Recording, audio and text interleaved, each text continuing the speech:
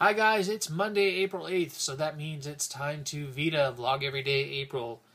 And I'm lying. It's not actually Monday, April 8th. It's Tuesday, April 9th, and I missed my 8th VEDA. But I have a good excuse. I have a good reason for it. I was actually at the Debs Errol concert last night.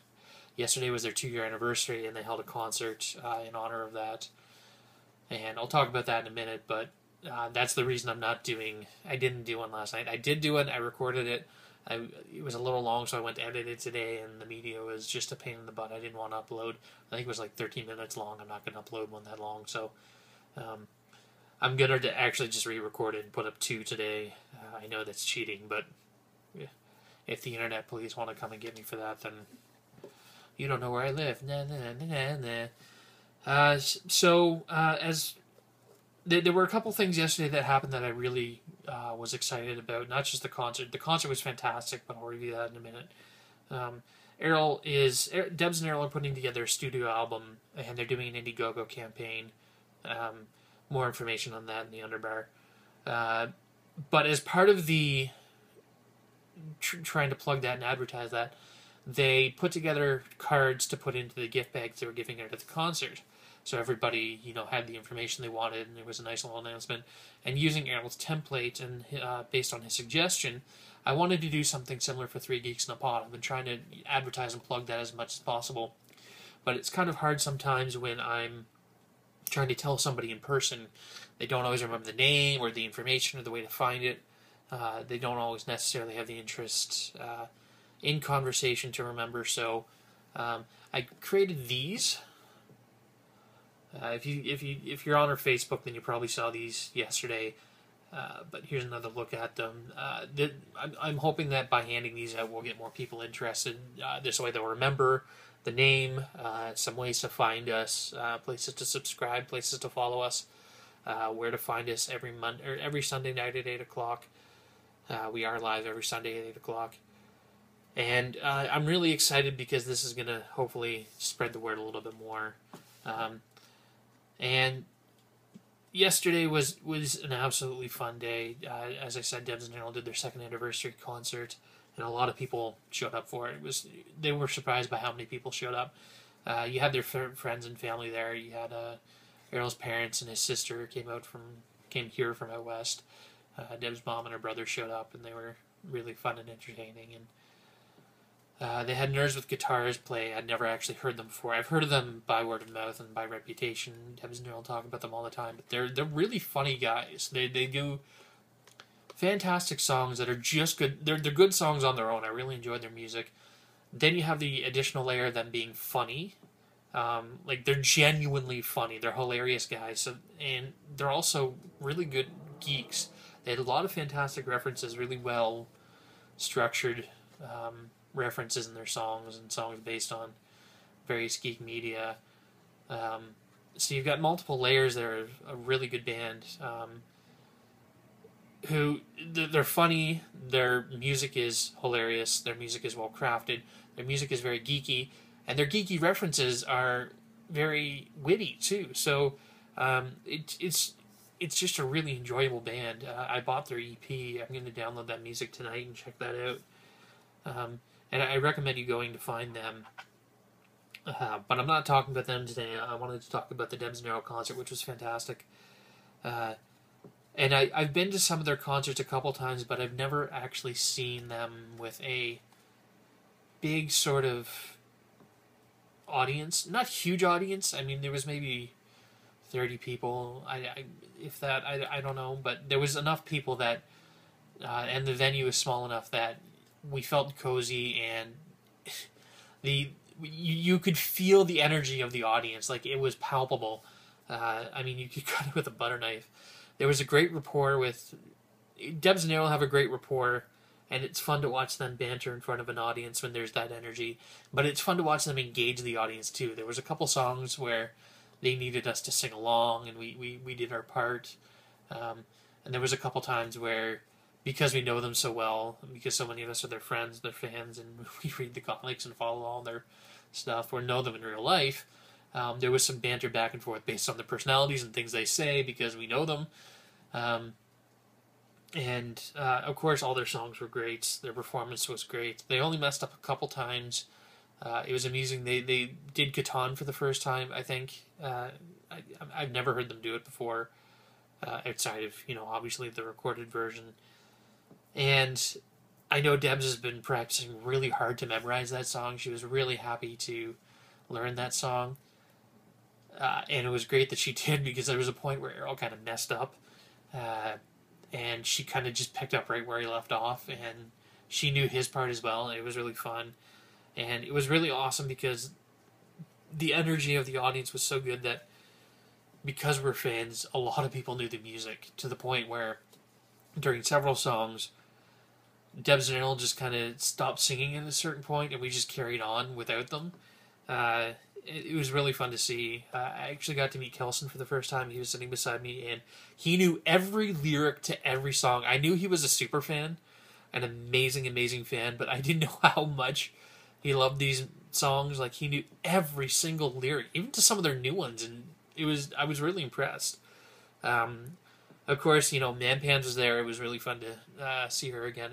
I know I see her every week, but it's always fun to see her in different settings. A couple of her friends were there. Dan Charrington, who's previously been on the podcast. It was nice to see him again. And another friend of hers, Jen Maishergi, who is actually doing VEDAs as well. She does costuming and cosplay and whatnot. She's really cool. It was nice to meet her, and there's a bunch of other people that I've never... some people I'm familiar with, some people I've seen at different events. Bunny Hero, who I don't run into much anymore. I used to run into him all the time, but it was nice to see Wayne there. I'm sorry I didn't get to talk to you, Wayne, if you watch this. And then at one point they broke between sets, and they had some cool cakes there. They had a baker friend of DJ's, our former roommate, who I'm sure most of you guys know who DJ is. DJ Silvis from Monkey Man Productions. Oh, and he's got the Monkey Man, the Simeon show's coming up this week, so make sure you buy tickets for that. I'll try and remember to put a link in the description as well. But one of his friends is a cake maker, and he's a really good cake maker. His name is Jason Wesley, and he's from the Silver Ball Bakery. This was in their little gift bag as well, and he provided cakes for the venue, which was really cool because he had two nice, really big cakes, one that had the Errol logo and one that had the Debs logo, the Debs flower and the Errol grin, because Errol doesn't stop smiling or laughing. And the cakes were really well done. They were really tasty, and then he had a bunch of cupcakes too that spelled Happy Anniversary, and then had some flowers and smiles on them as well. And I had a cupcake. It was really tasty. A lot of people really enjoyed the cake. The staff of the bar was fantastic. They were really good. Debs and Errol really wanted to give them a shout out because they were really good to us. The bartender was hilarious and was very quick to get everybody drinks. And it was just a really fun time. I mean, the music was great, the entertainment was great, the banter was fantastic, the audience was great, and it was just a really good vibe. I'm really glad I went. I'm sure if you guys scour the internet, you can find a whole bunch of different versions of different videos and pictures from the concert last night. I'm sure some of those are going up. I know Dan Charrington put up his little review, little talk with Debs and Errol, and some clips from the show. I did record some stuff, but as I said, I'm having trouble editing. For some reason, my phone doesn't want to give those clips up. But enough about that. I may come back and edit that another time. I'm not promising anything, but I'll see if I can get it working, because I did get a lot of good footage. But something else I want to talk about, on the way to the venue, they were performing at a bar. I'm not going to name it. That's off of Bloor Street in Toronto here, and there's just a couple blocks down the street is one of my absolute favorite stores. It's a shop called BMV, which sells used books, DVDs, CDs, and comics. And they're really good for comics because they've got not only a huge third floor of many, many, many long boxes of comics, and a whole tables and tables and tables of trade paperbacks, shelves of trade paperbacks. There's a huge selection there. They don't always have everything you want, but if you're patient and you keep going back, you tend to find some really good treasures for really good prices. Some of their prices are I mean, a lot of issues you'll find for like $1.50, $2, which is a steal because if you go to another comic book shop and try and buy that same comic, sometimes like 6 months out from when it was released, you can find them there. I mean, you can find some new releases too, but you're gambling that you might find them there. They don't always necessarily have those. However, 6 months to a year later, they'll probably have a lot of those issues you're looking for and really good prices. But sometimes they've got some real gems there too. Like a couple months ago, I went there and they had the complete series of Secret Wars, Marvel Secret Wars from the 80s, where all the Marvel heroes fought against all of the Marvel villains in the Beyonders Battle World or whatever. I can't remember what it was called. It's a series that introduced the black symbiote suit for Spider-Man, although we didn't know it was a symbiote at the time. And I managed to find most of the issues for really good price. They were like $1.50, $2 each, except for issue 8, which is the big issue where they introduced the costume. I think I had to pay $8 for that one, but I mean, that's a pretty good deal. Absolutely fantastic deal. Someday I'm going to pull those out and show you guys, but unfortunately they're kind of packed away in some long boxes right now, and I don't feel like digging them out. But that's not what I wanted to talk to you about. When I was there yesterday, I found some absolute gems, even cooler than that, because if you've been following my VEDAs, I'm a huge fan of Ultimate Spider-Man. That's what I've been reviewing mostly, almost entirely up until this point. And there are a few gaps in my collection. I didn't start collecting until very late in the series, probably around issue 30 or so, right in the middle of the very first Venom saga. So I don't have all of the issues, and there'd be periods where I'd stop collecting just because I couldn't afford it, and I'd go back and buy them later when I could afford it. And BMV is great for helping me fill in those gaps. However, there's been a couple that I've not been able to find. Some of the single-digit Ultimate Spider-Man ones are really rare, because there wasn't a huge print run. It wasn't very popular at the very beginning. It kicked off pretty early on, but Marvel wasn't anticipating it to be a very popular series, so they didn't want to gamble by making a lot of issues. So I've actually been missing a couple for a long time, and I managed to find all of the ones that I'm missing from Volume 1. I'm really happy about that. They actually had them on the shelf. As you can see there, there's the second, third... let me the number out. Second, third, fourth, and fifth issue of Ultimate Spider-Man that I've been trying to find for a long time. This fills in my collection. I now have 1 through 160 of the first 2 volumes of Ultimate Spider-Man. The only one I'm missing is the half issue, the Wizard half issue, which is really hard to find. I did find it once at BMV.